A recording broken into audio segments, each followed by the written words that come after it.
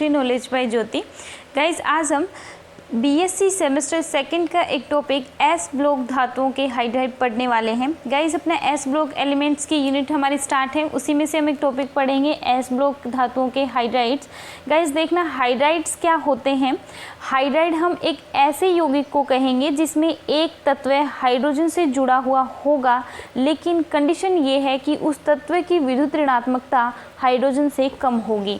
Hydrogen से कम विद्युत ऋणात्मकता होगी तो हाइड्रोजन पे कैसा चार्ज आएगा, नेगेटिव चार्ज, और जो भी दूसरा तत्व जुड़ा हुआ होगा उस पे आएगा पॉजिटिव चार्ज। तो गाइस देखना हाइड्रोजन के वेदविअंगी यौगिक जिनमें दूसरा तत्व हाइड्रोजन से कम विद्युत ऋणीय होता है हाइड्राइड कहलाते हैं।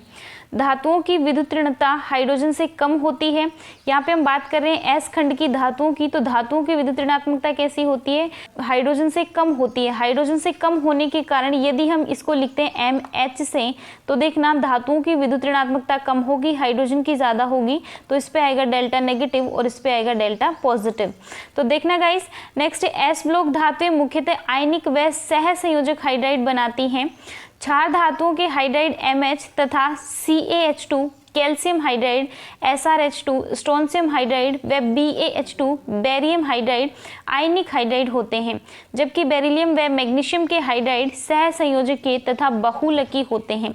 गाइस सह संयोजकीय और बहुलकी होते हैं, तो बहुलकी का मतलब क्या हो जाएगा, यदि हम बेरिलियम के लिए लिखेंगे BeH2 तो इसको लिखा जाएगा BeH2N, मीन्स इसके एक से अधिक अणु एक साथ जुड़े हुए होते हैं, ये एकल अणु के रूप में नहीं पाया जाता है। तो ये कैसा हो गया है, फिर बहुलकी प्रकृति का हो गया है।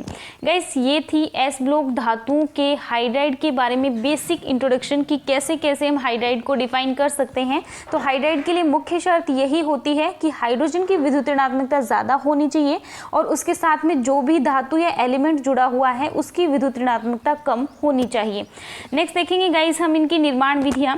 निर्माण हम कैसे कैसे कर सकते हैं, तो पहली निर्माण विधि है तत्वों के सीधे संयोग से। तो गाइस देखना क्रियाशील धातुएं हाइड्रोजन के साथ सीधे ही क्रिया करके हाइड्राइडों का निर्माण करती है। एग्जाम्पल यहाँ पे दिया गया है 2Li+H2 और इससे यहाँ पे बनाया गया है LiH। गाइस थोड़ा सा देखना यहाँ पे H2 है, H2 है मतलब हाइड्रोजन और हाइड्रोजन के बीच में क्या रही होगी, बॉन्डिंग रही होगी। यहाँ से जब हम इस बॉन्ड को तोड़ेंगे तो एक हाइड्रोजन पे पॉजिटिव चार्ज तो दूसरे हाइड्रोजन पे कैसा चार्ज आएगा, नेगेटिव चार्ज आएगा।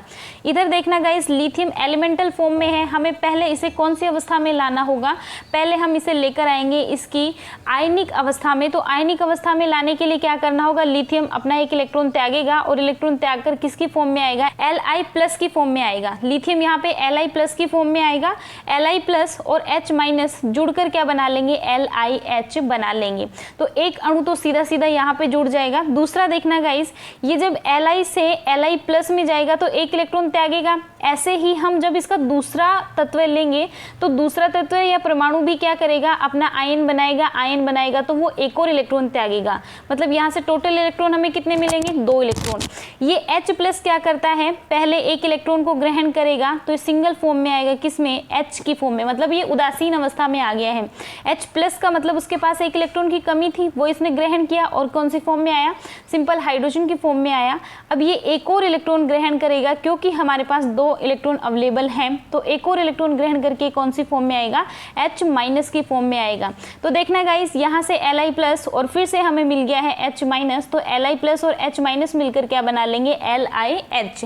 गाइस ये क्रिया अपने आप से हो सकती है क्योंकि लिथियम एस ब्लॉक एलिमेंट है और एस ब्लॉक धातुएं जो होती हैं वो बहुत क्रियाशील होती हैं, अपने आप से अपना ऑक्सीकरण कर सकती हैं, तो ये इजीली अपना इलेक्ट्रॉन बाहर निकाल सकता है और बाहर इलेक्ट्रॉन निकालकर Li+ की फॉर्म में आ सकता है। तो गाइस जब ये Li+ की फॉर्म में आएगा इधर से इसको H- मिलकर LiH बन जाएगा। इससे हमें ये भी पता चल रहा है कि यहाँ पे H- की फॉर्म में है और हमने पहले ही कहा है जहाँ H- की फॉर्म में होता है उसे हम हाइड्राइड कहते हैं, अन्यथा हम उसे हाइड्राइड नहीं कह सकते हैं। तो गाइज ये हमारे पास बन गया है क्या, लिथियम हाइड्राइड। नेक्स्ट देखना कैल्शियम हाइड्राइड, सेम ऐसे ही इसी फॉर्म में हम बनाने वाले हैं क्या, CaH2। देखना Ca कौन सी फॉर्म में जाता है, 2+ की फॉर्म में जाता है, Ca2+ की फॉर्म में जाएगा। एक ही परमाणु हमने यहाँ पे लिया है कैल्शियम का, Ca2+ में जाएगा, 2 इलेक्ट्रॉन बाहर निकालेगा। यहाँ से एक H- हमें पहले से मिल रहा होगा, एक हमें H+ मिल रहा होगा। ये H+ क्या करेगा, दोनों इलेक्ट्रॉनों को ग्रहण करके H- में जाएगा। तो एक कैल्शियम पे 2 प्लस चार्ज थे तो 2 नेगेटिव चार्जेस के साथ जुड़ेंगे, इसलिए हाइड्रोजन के कितने अणु लिए जाएंगे, 2 परमाणु यहाँ पे लेकर ये CaH2 का निर्माण करेगा। ये हुआ सीधे संयोग के द्वारा निर्माण। अब हम देखेंगे अपचयन द्वारा। अब गाइस देखना, कुछ धातुएं ऐसी होती हैं जो सीधे संयोग से हाइड्राइड का निर्माण नहीं कर सकती, तो उनके लिए किसका यूज किया जाता है, अपचयन विधि का उपयोग किया जाता है। देखना यहाँ पे बेरिलियम हाइड्राइड का उपयुक्त विधि से निर्माण नहीं किया जा सकता है, इसके लिए लिथियम बोरोहाइड्राइड द्वारा BeCl2 को अपचयित करके पहले BeB2H8 बनाया जाता है, जिसे ट्राइफेनिल फॉस्फीन के साथ एक नलिका में गर्म करने से BeH2 प्राप्त होता है। गाइस देखना क्या मेथड फॉलो किया है, यहाँ पे हमने लिया है BeCl2 और ये लिया है हमने 2LiBH4 लिथियम बोरोहाइड्राइड, जो कि एक अपचायक का काम करता है। यहाँ पे देखना ये BeCl2 के साथ जुड़ेगा और जुड़कर क्या बनाएगा, यहाँ से तो 2 लिथियम और यहाँ से 2 क्लोरीन, ये तो मिलकर बना लेंगे 2LiCl। बाकी जो भी बचा होगा हम एक साथ कर देंगे। यहाँ पे देखना B2 है और H8 है, तो BeB2H8 एक कॉम्प्लेक्स हमने यहाँ पे बना दिया।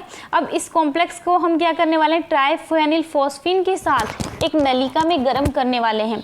जब इनको आपस में एक साथ गर्म किया जाएगा तो ये 2PH3P BH3 बनेगा और प्लस में बनता है BeH2। तो गाइस देखना हमें क्या चाहिए था, बेरियम हाइड्राइड, तो बेरिलियम हाइड्राइड हमारे पास बन गया है। तो इस प्रकार से हम किसका निर्माण करते हैं, बेरिलियम हाइड्राइड का निर्माण करते हैं। तो गाइस ये थी हाइड्राइडों के निर्माण की विधियाँ।